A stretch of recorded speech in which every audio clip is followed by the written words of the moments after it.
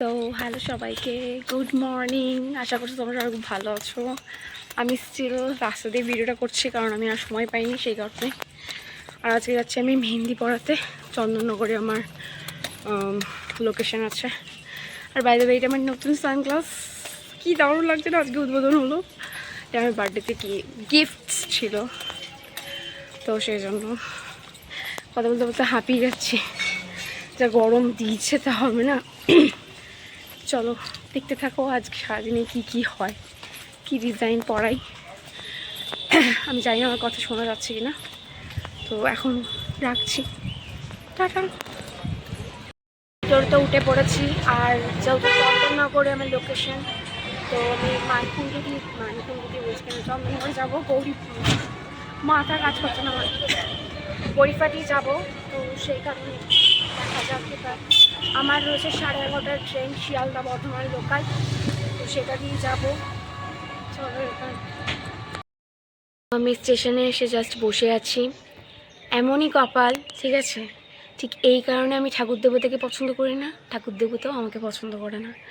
আমি যখন বেরাইনি সকাল থেকে দেখছি যে ট্রেনটা আছে, শিয়ালদা বর্ধমান লোকাল ট্রেনটা আছে, টোটোতে ওঠার পরে অর্ধেক রাস্তায় চলে আসার পরে দেখছি ট্রেনটা ক্যান্সেল। দেন এখন আমার আবার আছে 12টা 18 ট্রেন, তো সেটার জন্য হাঁ করে এখানে বসে থাকতে হবে একা একা। মানে এত রাগ ধরছে না, মানে বলবার মতো না। খুব বাজে হলো বিষয়টা, ভীষণই বাজে হলো। তার মধ্যে রোদে গরমে তাতে একটা টাইমিং ছিল, তো সেই টাইমে আমি ঢুকতে পারবো না, সেটা একটা ব্যাপার রয়েছে। বাড়ি ফেরার ব্যাপার রয়েছে, আমি চাই না এখন কী হবে সিরিয়াসলি। ঠিক এতটাই বাজে কপাল আমার, এতটাই বাজে কাণ্ড ঘটে।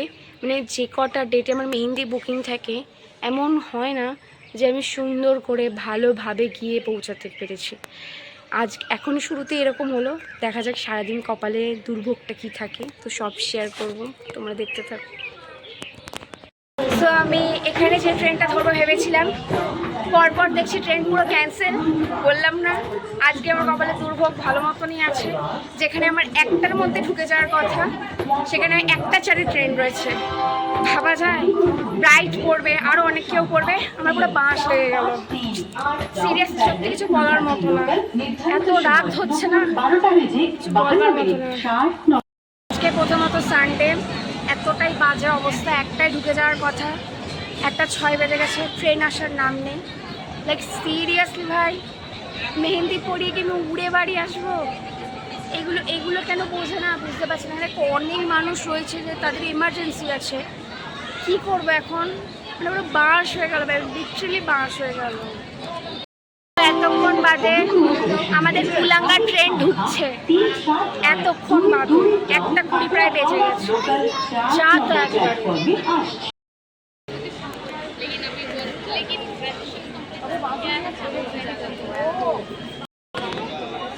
আমি কিন্তু ভেবেছিলাম যে ট্রেনের যখন এখনই খবর হচ্ছে তাহলে এখনই হয়তো ট্রেনটা ঢুকিয়ে দেবে, বাট স্টিল তারপরেও লেট করেছে।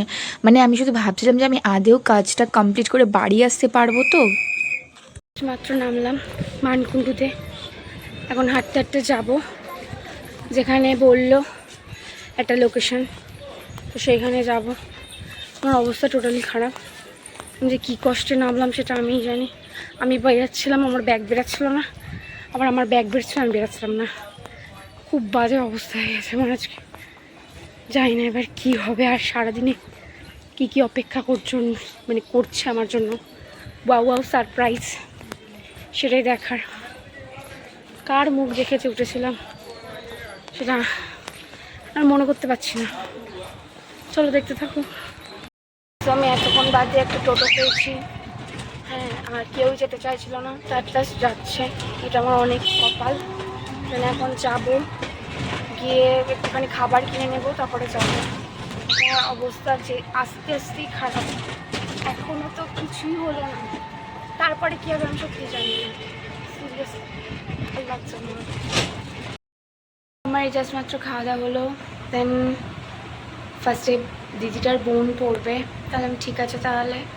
আর আমি বললাম একটু নিরিবিলি জায়গা হবে, ফটাফট ওই হই হুল্লোড় হচ্ছে ওইখানে আমার ঠিক করে হয় না, তো সেই কারণে এখন ফার্স্টে বোনটা বসবে, তো করবো। কী ডিজাইন করছি সেটা সব অবশ্যই দেখাবো। সো চলো দেখতে থাকো। তো আমাদের প্রফেশনে কিন্তু কারোর বাড়িতে খাওয়ার নিয়ম নেই বা খাওয়াটা উচিতও না। যাই হোক, তো সেদিনকে আমি একটা ফোঁটাও খাবারের দোকান খোলা পাইনি, কারণ এমন টাইমে গেছি ওই 2:30 পৌনে 2 মানে 3টে এরকম টাইমে নাগাদ। তো সেখানে গিয়ে দিদি ফটাফট আগে আমাকে খেতে বসিয়ে দিয়েছিলো, দেন খাওয়া দাওয়ার পরে আমি 3:05 স্টার্ট করেছিলাম। আর এটা হচ্ছে গিয়ে ব্রাইডের মামি বসেছিল ফার্স্টে। আমি কিন্তু একটা পার্টি মেহেন্দি ডিজাইন দিয়েই শুরু করেছিলাম, দেখতে পাচ্ছ। আর সব দিদি বলেছিল সবই যারা যারা পড়বে সবাইকেই অর্গ্যানিক দিয়েই পরিয়ে দিতে। আমি ঠিক আছে তাহলে তাই হবে। তো এটা কিন্তু আমার ফার্স্ট কাজ ছিল। সেকেন্ড কাজ একটা দিদি ডেমো দেখিয়েছিল, তো দিদি বলেছিল যে এরকম টাইপেরই তোর মতো করে দেন, ঠিক আছে। তো আমি কিন্তু এই ডিজাইনটা করছিলাম। আর আমি প্রত্যেকটা ক্লায়েন্টকেই মানে একটু একটু ডিজাইন করি, তারপর বলি যে এগুলো পছন্দ হচ্ছে তো, পছন্দ হচ্ছে তো, না পছন্দ হলে বলবে, কারণ ফটাফট মুছিয়ে দিয়ে আমি অন্য ডিজাইন করতে পারবো। আর অর্গ্যানিক যদি একবার বসে যায় না ফট করে, তো সেটার কালারটা নিয়ে নেবে। দ্যাটস ওয়াই কিন্তু আমি বলছিলাম। তো প্রত্যেকটা ক্লায়েন্টকে যেভাবে জিজ্ঞেস করি সেভাবে বলছে যে তুই কর না, তুই খুব সুন্দর কাজ হচ্ছে, তুই কর। যখন এরমভাবে কথা বলে না ক্লায়েন্টের, সত্যি মানে আলাদা একটা ইয়ে লাগে, মনে হচ্ছে সত্যি যে ঠিক আছে আমার ওপর বিশ্বাস রেখে ওরা করছে, তার মানে ওর সত্যি পছন্দ হচ্ছে। তো সেই হিসেবেই কিন্তু করা। দেন এই হচ্ছে গিয়ে ফাইনাল লুক, যেটা দেখতে পাচ্ছ। আমি এটা পুরোপুরি একটা ফ্লাওয়ার বেসিসে করেছিলাম। লোটাস লোটাস এটাতে রাখিনি, জাস্ট নর্মাল ফ্লাওয়ার দিয়ে করেছিলাম, বাট স্টিল এই ডিজাইনটা কিন্তু জাস্ট অসাম হয়েছে। আর এই হচ্ছে কি দুটো হাতের, আর যারকে করে দিয়েছি সেই দিদিরও কিন্তু ভীষণই পরিমাণে পছন্দ হয়েছে। তো যখন বলেছে না দারুণ করেছিস দারুণ, আমার ভীষণ পছন্দ হয়েছে। এটা শুনে মানে এতটাই ভালো লাগে, মনে হচ্ছে ঠিক আছে বাবা, যে কাজটা করলাম এতক্ষণ ধরে খাটনি করে, তা সেটা মানে যখন বলে যে ভালো হয়েছে বা পছন্দ হয়েছে, সেটা শুনে সার্থক, যে না কমপ্লিট হয়েছে ভালো মতো, ওদের পছন্দ হয়েছে, ব্যাস এটাই অনেক। আর এটা করেছিলাম ব্রাইডের মামির ব্যাক হ্যান্ডটা, যেটা দেখতে পাচ্ছ মান্ডালা ডিজাইন করেছিলাম, আর একটা কিউট ব্রেসলেট করেছিলাম, আর ফ্রন্টে কিন্তু পার্টি মেহেন্দি ডিজাইন করেছিলাম। আর বলে রাখি নেক্সট করেছিলাম হচ্ছে ব্রাইডের বোনকে। আর ব্রাইডের বোনের কিন্তু অনেক দিন ধরে শখ ছিল আমার কাছে মেহেন্দি পরবে বলে। এই কথাটা যখন ও বলছেন আমার চোখ দিয়ে পুরো জল চলে আসছে, কারণ আমি এখনও এত বড় আর্টিস্ট হয়ে যাইনি যে কেউ যে আমার সম্বন্ধে এরকম কথা বলছে ভেবে সত্যি আমি প্রচণ্ড পরিমাণে ইমোশনাল হয়ে গেছিলাম। দেন এটার ফ্রন্ট কাজটা নিয়েছি ছবি, বাট দেরি হয়ে যাচ্ছিলো বলে ব্যাকের সাইডটাও নিয়ে নিয়ে দিদির ব্যাক সাইডেরও ফটোটা নেওয়া হয়নি। ইন্ডিয়ার খেলা রয়েছে, আমি জাস্ট মাত্র বেরালাম, মানে তাও আর দুটো কাজের ছবি তোলা হয়নি। আর আমার মুখ চোখের অবস্থা খারাপ হয়ে গেছে। দৌড়ে দৌড়ে এসেছি লঞ্চটা পাবো বলে, লঞ্চটা ছেড়েও দিয়েছে, মানে আমার সব আজকে বাঁশ হয়ে গেল। যাই হোক, আবার লঞ্চ আসবে, তারপর যাবো একটুখানি। এই ঘাটটার নাম কি তেলেনিপাড়া ঘাট, আমি ফার্স্ট টাইম শুনলাম। তো চলো তোমাদের সাথে একটুখানি দেখাই। পুরো আর্ধেক গঙ্গাটা মানে প্রায় অনেকটাই এসে তারপরে কি ঘাটটা, মানে অসম জায়গাটা, জাস্ট অসম। ভিউটা কি দারুণ।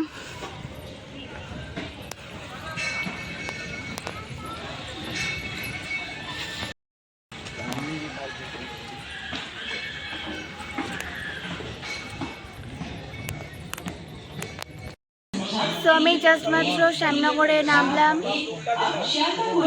স্টেশনটা ফাঁকা ঠিক না, কিন্তু লোকজন কম রয়েছে। আমি জানি না আমার ভয়েস শোনা যাচ্ছে কিনা। আর আমি পুরো বিধ্বস্ত। আজকে আমি লিপস্টিক নিয়ে যাইনি, তা লিপস্টিকটা খেয়ে দিয়ে ওঠার পর কেমন লাগছে, পুরো ভূত নেই। এখন আমার ট্রেনের খবর হলো এখন আসবে, এবার নেবে আবার টোটো ধরে হাঁ করে যেতে হবে। খুব বিচ্ছিরি হলো, আমার আর ভালো লাগবে না, বিরক্ত লাগবে। তো সেদিনকে আমার বাবা মার অ্যানিভার্সারি থাকায় মা কিন্তু 100 টাকা দিয়েছিল বিরিয়ানি খাওয়ার জন্য। আর যেহেতু অনেকটা রাত্রি হয়ে গেছিলো বলে কাকু কিন্তু আমাকে বিরিয়ানিতে 3 পিস মাংস দিয়েছিল, মানে ভাবা যায় সিরিয়াসলি ওফ। তো বাড়ি ফিরে খেয়ে দিয়ে আমার ঠিক এরকম আগল পাগল ছাগলের মতো অবস্থা হয়ে গেছে। এখন আমার তার মধ্যে ফ্ল্যাশটা অন হয়ে যাচ্ছে। আমার ফোনটা কি কানা না আমি কানা বুঝে পাচ্ছি না। তো যাই হোক, তো ভিডিওটা আমি এখানে শেষ করছি। আমার চোখ মুখে আর দেখতে পাচ্ছ স্ট্রেসে ভর্তি।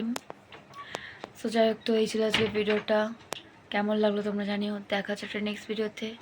আর যারা যারা আমার চ্যানেল এখনও সাবস্ক্রাইব করেনি তারা প্লিজ করে দিও। So tata, bye bye, good night, love you so much. So আমি চন্দননগর থেকে মেহেন্দি পরিয়ে যখন বাড়ি আসছিলাম তখন একটা কাণ্ড ঘটে আমার সাথে। তাই ভাবলাম যে এইসব বলবার কোনো দরকার নেই, থাক কী দরকার, কোথাও কি মনে হয় একটু বলাটা দরকার। সো চলো শেয়ার করি। তো সেটা হচ্ছে গিয়ে আমি যখন বলেছিলাম যে শ্যামনগরে আমার ট্রেন ঢুকছে, ঠিক আছে, তো ট্রেনটা আসে আর আমি সেদিনকে লেডিস কম্পার্টমেন্টের উঠিনি। আমি আমি যেখানটা বসেছিলাম সেইখানেই যে বগিটা পড়েছে সেই গেটটা দিয়ে আমি উঠেছি। তো সেখানে 3-4জন ছেলে দাঁড়িয়েছিল, তো ওরা ওদের মতো ছিল। আমি নর্মালি গিয়ে যে জানলার ধারে গিয়ে বসেছিলাম, বেশ ভালো লাগছিলো হাওয়াটা। তো তারপরে হঠাৎ কোথাও গিয়ে আমার না মনে হলো যে ছেলেগুলো আমাকে নিয়ে হাসাহাসি করছে। তা আজকে ভাই আমি না উপর থেকে নিচ অব্দি আমি নিজেকে দেখছি যে আমার খারাপ কিছু লাগছে না, কিন্তু কুর্তি স্ল্যাক্স আর পায়ে বুট ছিল, তো খারাপ কি লাগছে না যায় না, তো যাই হোক। তো তারপরে এক ঝলক জাস্ট আমি ওদের দিকে তাকিয়েছিলাম, তো দেখছিলাম ওরা পাঁপড় খাচ্ছিল। তো পাঁপড়টা এমনভাবে খাচ্ছিল যেটার ইন্টেনশনটা অন্যরকম ছিল। তা যাই হোক, তো আমি ভীষণই অস্বস্তিতে বোধ করছিলাম, ঠিক আছে। স্টিল তখন আমি আমার বয়ফ্রেন্ডের সাথে কথা বলতে বলতে আসছিলাম, তখন ইন্ডিয়ার খেলা চলছিল। তো তো যাই হোক, তো তারপরে এবার আমি আর সেরকমভাবে খেয়াল করিনি, আর আমার শরীরে দিচ্ছিলও না যে আমি নেক্সট পরের কামরাতে গিয়ে উঠবো, কারণ আর ভালো লাগছে না দৌড়দৌড়ি করতে। তা আমার জিনিসটা খুব বিচ্ছিরি লেগেছে। তা ওরা ওরকম করছে, নিজে নিজে হাসাহাসি করছে। মেবি বোধহয় হয়তো আমি নিজে গায়ে লাগাচ্ছি কথাটা, কারণ যখন আমি উঠছিলাম তখন কিন্তু এরকম কোনো কিছু বিষয়ক ওরা কীর্তি করেনি বা কিছু, ঠিক আছে। আমি গিয়ে বসার পরে জিনিসটা স্টার্ট হয়েছিল, তো সেই হিসেবে তা যাই হোক, কী আর করা যাবে, যে যেটাতে আনন্দ পায় আর কি। তো কি বলবো আর, তো এই খুব খুব বাজে লেগেছিলো আমার বিষয়টা, ভীষণই বাজে লেগে খুব ইরিটেট ফিল করছিলাম। কি বলবো আর, এসব ব্যাপারে তো বলা যায় না, না। তো এইটা হচ্ছে দিদির ব্যাক সাইডটা, যেটা দিদি ফটোটা পাঠিয়েছিল, আর ওই বুনুটার ফটোটা পাঠাতে দিদি ভুলে গেছিলো, আর এতটাই লেট হয়ে যাচ্ছিলো বলে আমার রিভিউ নেওয়া হয়নি, বাট স্টিল পরের দিন ফটোগুলো পাঠিয়েছিল। আর তারপর ভিডিও কলিংয়ে দিদি কিন্তু খুব সুন্দর রিভিউ দিয়েছিলো, আর মেহেন্দির কালারটাও তোমাদের সাথে দেখালাম, কেমন হয়েছে তোমরা জানিও। So by.